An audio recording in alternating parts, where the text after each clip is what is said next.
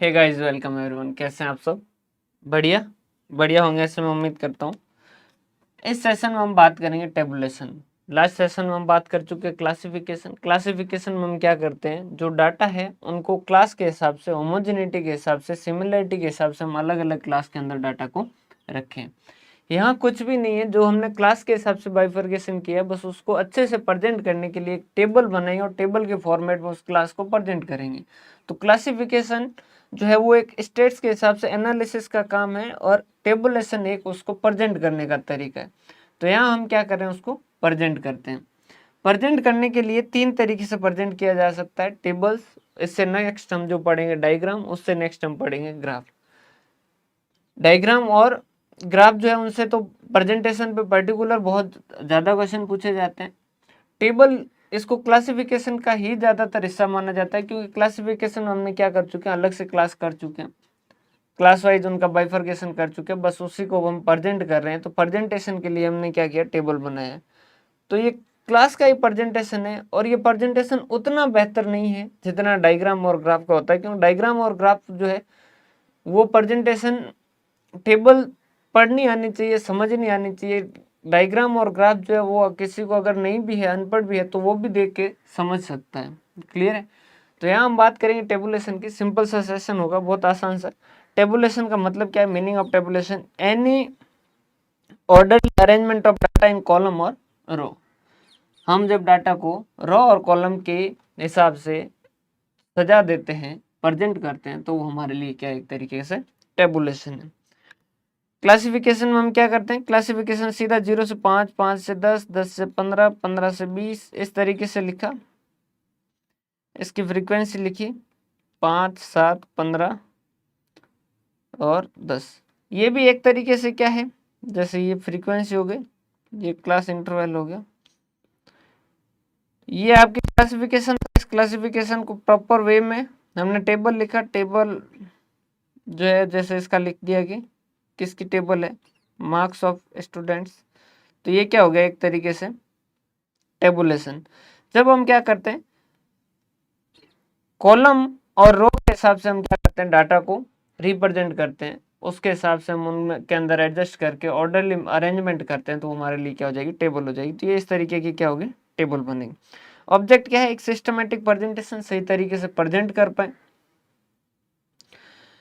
Condensed and statistic manner, छोटे format के अंदर। जैसे ये डाटा, ये अगर यूं पड़े होते 12, 14, 15, 20, 15, 14, 13, 12, 10, 9, 8, 11, इस तरीके से आपको समझने में दिक्कत होगी। लेकिन इस तरीके से डाटा दे रखे हैं तो आप अच्छे से आसानी से समझ पाएंगे, क्योंकि कंडेंस्ड फॉर्म के अंदर है, सही तरीके से प्रेजेंट किया गया है। सिंपल एंड क्लियर, बिल्कुल सिंपल तरीके से होता है। ये देखिए, यहाँ पर देखने से आपको सीधा समझ आएगा कि 0 से 5 मार्क्स वाले कितने स्टूडेंट हैं। मार्क्स कर लीजिए, 5 स्टूडेंट है। सिंपल सा समझ आ जाता है और कंपैरिजन जो वो आसानी से कर सकते हैं। मान लीजिए क्लास ए है, यहीं पर क्लास बी का भी ऐसी तरीके का टेस्ट होता,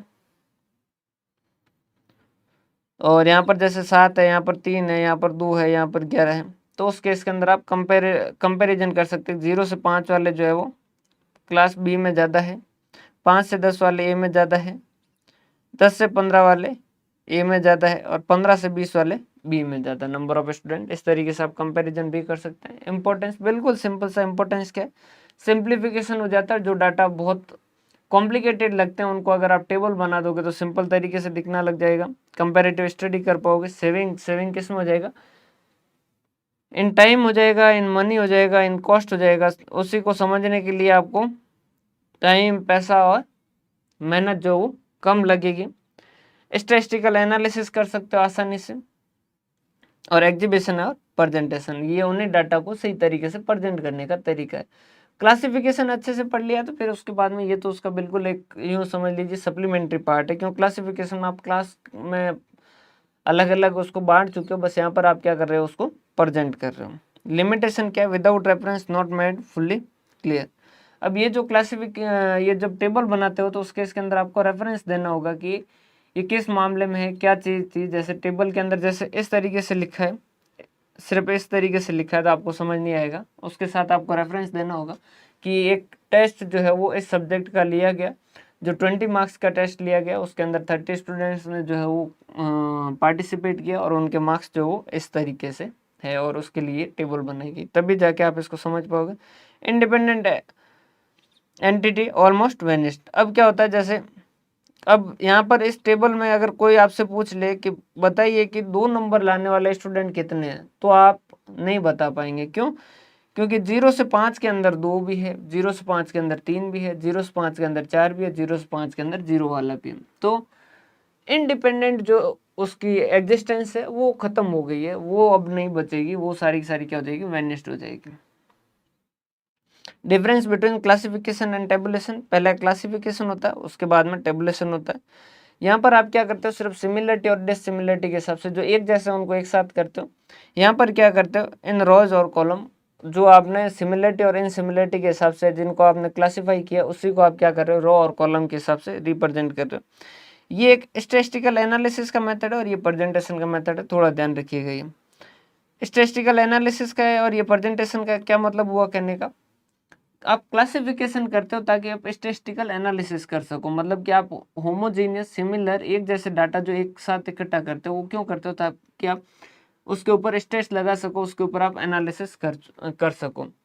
टेबुलेशन करने से कोई एनालिसिस नहीं होगा, क्यों, टेबुलेशन में जो क्लासिफिकेशन है सिर्फ आप उसी को क्या कर रहे हो, प्रेजेंट कर रहे हो। तो ये कोई एनालिसिस के लिए नहीं है, एनालिसिस के लिए आप क्लासिफिकेशन कर चुके हो, बस उसको अच्छे तरीके से शो करने के लिए, अच्छे तरीके से एग्जीबिशन करने के लिए, अच्छे तरीके से रिप्रेजेंट करने के लिए आप क्या कर रहे हो, टेबल बनाते हो। मेन पार्ट ऑफ टेबल, उस सबसे ऊपर क्या होता है, उसका टाइटल होता है, उसके ऊपर नीचे लिखा जाता है कि भाई ये किस मामले में बनाया जाता है। फिर ये जो है ये कॉलम बनाएंगे इस तरीके से, ये एक कॉलम हो गया, ये 2 कॉलम हो गया, ये 3 कॉलम हो गया, ये 4 कॉलम। हर कॉलम का क्या होगा, एक कैप्शन होगा कि ये किससे रिलेटेड कॉलम है। उसी तरीके से ये यहाँ पर जो है इस तरीके से जो बनेगी वो क्या होगी, रो होगी। और इन रो को जो है इनका जो मेन टाइटल होगा उसे हम क्या कहेंगे, स्टब कहेंगे। क्लियर, ये हो गया आपका स्टब बॉक्स और ये हो गया कैप्शन बॉक्स। ध्यान रखिएगा बस इतना सा कि कॉलम जो है उनके हेडिंग को क्या कहेंगे, कैप्शन कहेंगे, और रो की हेडिंग को जो वो क्या कहते हैं, स्टब कहते हैं। नीचे फुटनोट होगा और सोर्स होगा। फुटनोट के अंदर और कोई जानकारी देनी है कि भाई ये कहाँ से डाटा कलेक्ट किए गए वगैरह, सॉरी फुटनोट के अंदर और कोई इसके बारे में और कोई टेबल के बारे में इंफॉर्मेशन देनी है तो वो, और नीचे सोर्स लिखा जाएगा कि ये डाटा कहाँ से कलेक्ट किए गए। मान लीजिए कोई न्यूज मैगजीन से कलेक्ट किए हैं या कोई गवर्नमेंट एजेंसी से कलेक्ट किए, जहाँ से भी कलेक्ट किए वो लिखे जाए। काइंड्स ऑफ टेबल, टेबल कितने तरीके के होते हैं, बिल्कुल सिंपल सा, on the basis of purpose, general purpose और रेफरेंस टेबल या स्पेशल पर्पज और summary table. General purpose table किस तरीके की होती है, जो किसी स्पेसिफिक पर्पज के लिए नहीं बनेगी, नॉर्मल जो टेबल बनाई जाती है, जैसे इंडिया के सेंसस वगैरह बनाया गया तो उस केस के अंदर वो क्या हो जाएगी, जनरल पर्पज टेबल हो जाएगी। अब इसमें से मुझे पर्टिकुलर सिटी भिनमाल के जैसे मुझे इन्फॉर्मेशन चाहिए और उसमें भी मुझे भिनमाल के 0 से लेके 5 तक के एज के वो बच्चों की डिटेल चाहिए जिनको मान लीजिए कोई पर्टिकुलर डिजीज जो है वो उसके लक्षण पाए गए हैं। तो ये क्या हो जाएगी, अगर इस तरीके की टेबल बनाऊंगा तो वो क्या हो जाएगी, स्पेशल पर्पज या समरी टेबल। तो जो आम जनता के लिए बनाई गई है वो क्या है, जनरल पर्पज। उसमें से मेरे लिए अगर कोई मैं स्पेशल इन्वेस्टिगेटर अपने लिए कुछ अलग से टेबल बनाता है तो वो क्या हो जाएगी, स्पेशल पर्पज या समरी टेबल हो जाएगी। समरी टेबल कहाँ से बनेगी, जनरल पर्पज से टेबल से ही बनेगी। On the basis of origin, उसकी उत्पत्ति के हिसाब से एक तो ओरिजिनल टेबल हो सकती है जिसके अंदर प्राइमरी टेबल, जैसे जैसे मैंने ही डाटा कलेक्ट किया और मैं ही उसकी टेबल बना रहा हूँ तो वो क्या हो जाएगी, ओरिजिनल हो जाएगी। या फिर डेरिवेटिव टेबल, समझिएगा। ओरिजिनल टेबल क्या होगा, जैसे मार्क्स के बारे में बात करें, थोड़ा सा ध्यान समझिएगा। मार्क्स है, जैसे 100 नंबर का टेस्ट है जिसमें से 0 से 10, 10 से 20, 20 से 30, 30 से 40, 40 से 50, मान लीजिए 50 मार्क्स का ही टेस्ट रखते हैं, ठीक। इसमें है जैसे 5 स्टूडेंट, इसमें है 10 स्टूडेंट, इसमें है 15 स्टूडेंट, इसमें है 10 स्टूडेंट और इसमें है 5 स्टूडेंट। कितने हो गए, 15, 25, 35, 40, 45, 45 स्टूडेंट जो है वो हो गए। या इसको 10 कर देते हैं ताकि 50 हो गए। ये तो हो गई प्राइमरी टेबल या ओरिजिनल टेबल, इसके अंदर ओरिजिनल डाटा दिए गए।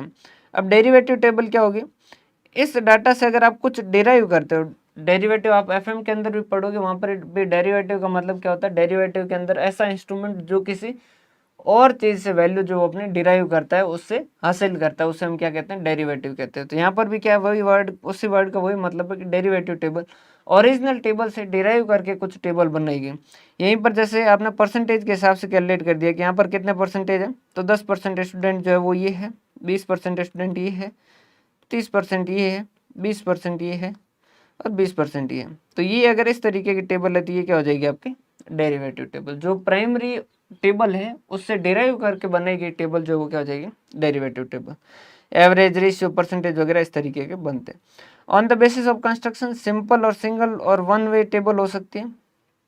ये जो है ये सिंपल, सिंगल और वन वे टेबल हो गई। जैसे एज के मामले में, जैसे ये यहीं पर एज लिख लेते हैं, जैसे ये एज हो गया तो ये वन वे हो गई, इसके अंदर सिर्फ एज के हिसाब से क्लासिफाई किया है। उसके बाद में कॉम्प्लेक्स टेबल जो होती है वो डबल या टू वे हो सकती है, ट्रिपल वे हो सकती है, फोर वे हो सकती है, मैनीफोल्ड हो सकती है, किसी भी तरीके से।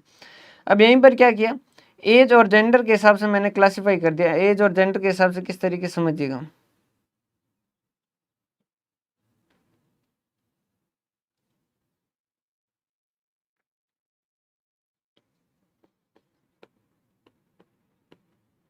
यहीं पर टेबल इस तरीके से होती है, 0 से 10 के मेल और फीमेल, 5, 7, 10, 12, 15, 12, 9 और 8, इस तरीके की अगर है तो इसके अंदर क्या है, दो कैरेक्टरिस्टिक्स देखे जा रहे हैं, एक तो एज देखी जा रही है और एक उसका जेंडर देखा जा रहा है, मेल या फीमेल। तो ये क्या हो जाएगी टू वे टेबल। यहीं पर थ्री वे टेबल अगर इसी के बाद में आगे आप लिटरेट और इलिटरेट के हिसाब से कर देते हैं कि यहीं पर टेबल आप इस तरीके से बना देते हैं,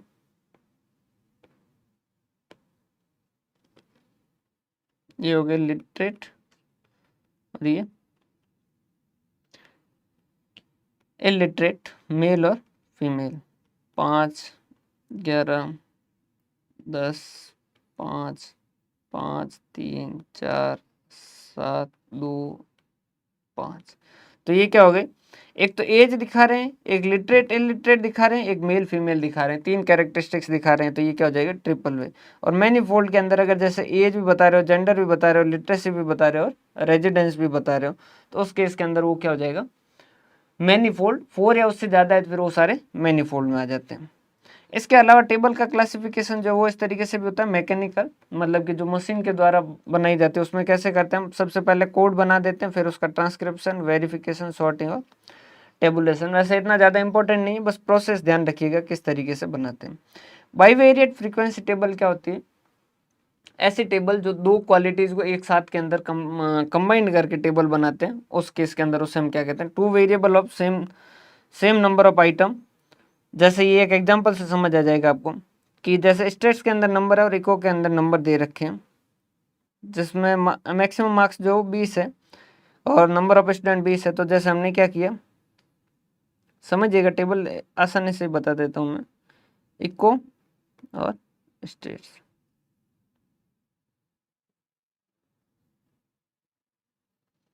जैसे हमने कर दिया इसको 0 से 4, 4 से 8, 8 से 12, 12 से 16, 16 से 20,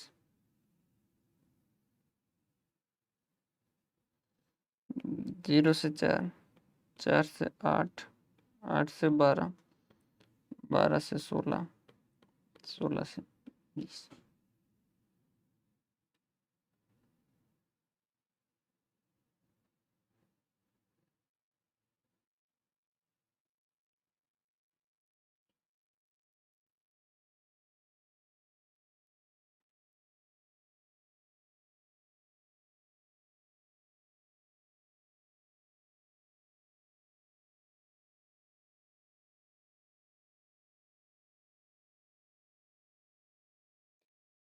अब समझिएगा, जैसे रोल नंबर 1 की बात करें तो ये स्टेट्स में 5 लेके आया, तो स्टेट्स के हिसाब से ये कौन सी कैटेगरी में, ये इस साइड के हिसाब से स्टेट्स के अंदर इस कैटेगरी में, मतलब स्टेट्स के हिसाब से ये इस कॉलम के अंदर कहीं पे आएगा। क्लियर है। इकोनॉमिक्स में इसके कितने 9 नंबर हैं। अब इकोनॉमिक्स में 9 है मतलब कहाँ पे हो गया 8 से 12 इसमें, तो ये इस कैटेगरी में इसके हिसाब से यहाँ, इस कैटेगरी में इसके हिसाब से यहाँ, तो अल्टीमेटली ये कहाँ आएगा, यहाँ पर आएगा।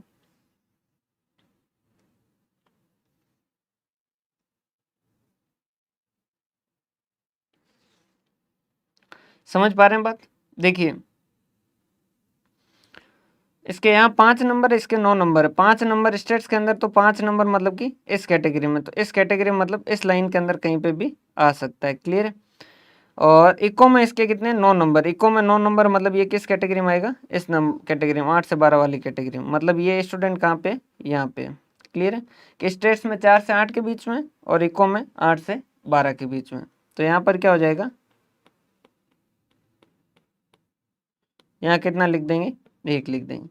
सेकंड स्टूडेंट स्टेट्स में लेके आया 17, 17 मतलब कि इस कैटेगरी में, और इको में लेके आया 16, मतलब कि 16 किस में आएगा, इस कैटेगरी में। 12 से 16, सॉरी 12 से 16 नहीं, 16 से 20 वाली में, तो ये इस कैटेगरी में। तो ये एक स्टूडेंट यहाँ आ गया।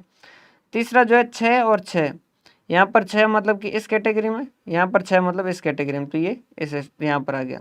0 और 1, 0 मतलब कि स्टेट्स में यहाँ पर आ गया, और 1 मतलब कि इको में यहाँ आ गया। 5 सॉरी 19 और 18, थोड़ा सा ध्यान समझ लीजिएगा एक बार, अगर किसी को और नहीं समझ आए तो। स्टेट्स में 19 आए हैं, स्टेट्स के अंदर 19 आए, तो स्टेट्स के अंदर 19 मतलब कि इस कैटेगरी के अंदर, स्टेट्स का में 19 मतलब इस कैटेगरी के अंदर। ठीक है?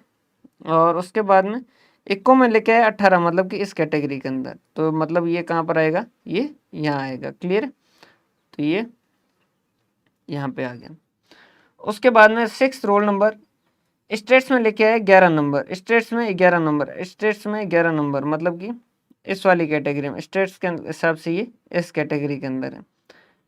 और इको में लेके आया 7, इको में लेके आया 7, 7 मतलब कि इस वाली कैटेगरी, मतलब कि ये स्टूडेंट कहाँ पे, ये यहाँ पे बैठा है। क्लियर? तो ये यहाँ पे आ जाए। क्लियर? एक और बता देता हूँ, 7 नंबर रोल नंबर का जो है वो 8 नंबर लेके आया, 8 नंबर मतलब कि इस कैटेगरी में, इस कैटेगरी में। ठीक है? और इधर लेके आया 5, 5 मतलब कि इस कैटेगरी में, तो ये इस वाली कैटेगरी मतलब कि अल्टीमेटली ये यहाँ आएगा। तो ये क्या होगी, by variate frequency table. 2 variable of same number of item, वही 20 नंबर जो है उसके, लेकिन 2 वेरिएबल जो वो कंसिडर कर रहे हैं। मार्क्स ऑफ 20 स्टूडेंट के हिसाब से हमने ये कैलकुलेट किया। क्लियर? ये सिंपल सा ही टॉपिक था, क्योंकि क्लासिफिकेशन पढ़ चुके थे, तो इसके अंदर आपको कोई ज़्यादा दिक्कत आएगी नहीं। क्लियर है? बहुत बहुत धन्यवाद। हंसते रहें, मुस्कुराते रहें, पढ़ते रहें।